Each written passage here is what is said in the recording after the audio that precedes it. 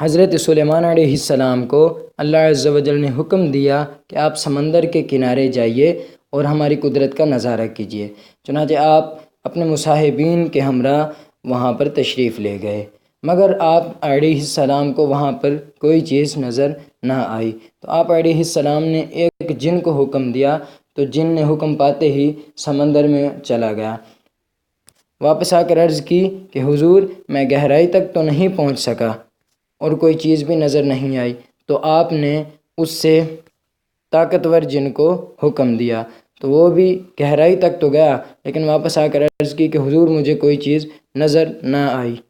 پھر آپ علیہ السلام نے اپنے وزیر حضرت آصف بن برقیہ رحمۃ اللہ تعالی علیہ کو حکم دیا، تو انہوں نے حکم پاتے ہی سمندر میں گئے اور سمندر کی تہہ سے ایک گنبد لا کر آپ علیہ السلام کی بارگاہ میں پیش کر دیا۔ آپ علیہ السلام نے دیکھا کہ اس گنبد کے 4 دروازے ہیں جو کہ ہیروں سمیت قیمتی پتھروں سے بنے ہوئے ہیں۔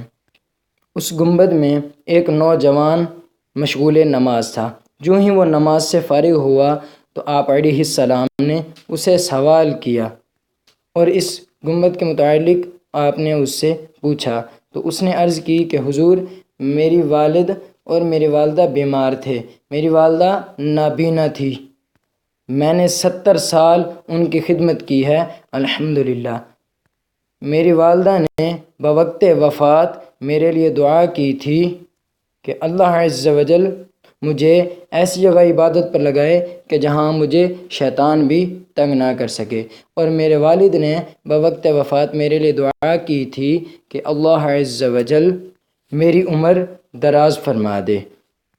ان کے وفات کے بعد میں ایک دن یہاں سمندر کے کنارے آیا تو یہاں پر اس گنبد کو دیکھا، تو میں اس میں داخل ہو گیا اور ایک فرشتہ آیا، اس فرشتے نے اس گنبد کو سمندر کی تہہ میں اتار دیا۔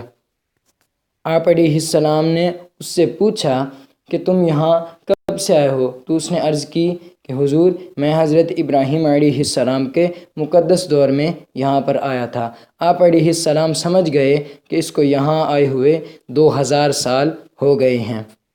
آپ علیہ السلام نے اس سے کھانے پینے کے بارے میں پوچھا تو اس نے عرض کی کہ حضور، ایک سبز رنگ کا پرندہ آتا ہے، اس کے منہ میں کوئی پیلے رنگ کی چیز ہوتی ہے، زرد کلر کی، تو میں اسے کھا لیتا ہوں، اس میں دنیا کی تمام نعمتوں کی لذت ہوتی ہے۔ تو آپ علیہ السلام نے حضرت آصف بن برقیہ رحمۃ اللہ تعالی علیہ کو حکم دیا، وہ حکم پاتے ہی انہوں نے اس گنبد کو سمندر کی تہہ میں اتار دیا۔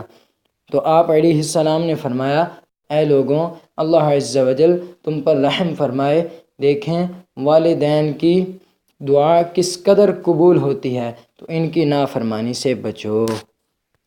دوستوں، اگر آپ کو یہ ویڈیو پسند آئے تو اس کو لائک کر دیں، چینل کو سبسکرائب کر کے صدقہ جاریہ کی نیت سے اس کو شیئر کرتے جائیں۔ السلام علیکم ورحمۃ۔